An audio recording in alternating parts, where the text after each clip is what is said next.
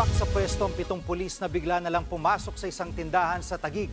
Nagsorry naman ang mga pulis na kalaunan at umaming nagkamali sila ng huli. Nasa frontline balitang yan si Gary De Leon, exclusive. Bakit? Bakit? Ano yun? Nagulat na lang si Dina nang biglang pasukin ng mga nagpakilalang pulis ang kanyang tindahan sa Taguig.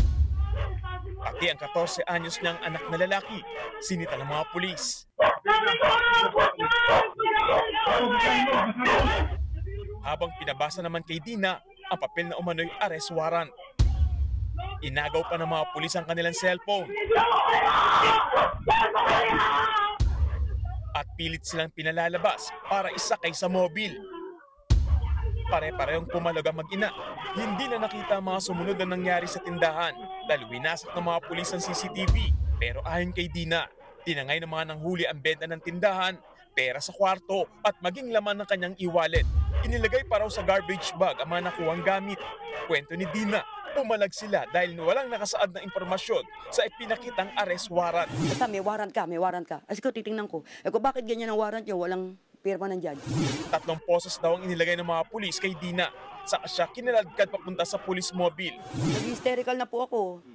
Talagang pilit nila ako pinoposasan. Ganun, ganyan. Tapos, nung nakita nila may CCTV, kinuha nila lahat. Pumayag ang mag-ina na sumakay ng police mobile na magkasundo sila na pumunta sa barangay at doon magharap.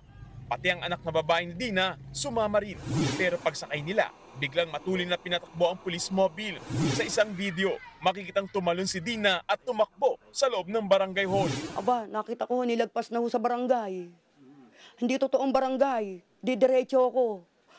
Kung didiretso akong tupatay, hindi wala makakalapit na pamilya sa akin. Tumalon po ako, buong loob ko tumalon ako. Tumalon din mula sa mobil ang babaeng anak ni Dina at tumama ang ulo sa semento.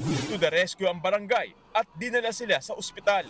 Sa loob ng barangay, dito raw naramdaman ni alias Dina na siya ay ligtas na. Lumapit daw ang mga pulis sa kanya at humingi ng sorry at sinabing nagkamali lang sila sa kanilang operasyon. Isinoli raw ang kanyang mga gamit pero ang kanyang pera ay hindi na naibalik.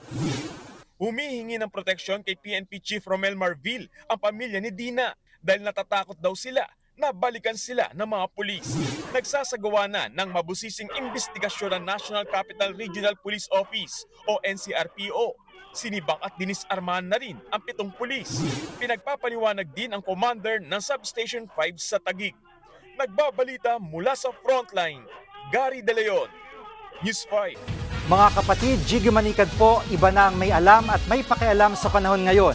Para sa konkreto, kumpleto at komprehensibong balitaan sa Frontline, mag-follow at mag-subscribe sa social media pages ng News 5.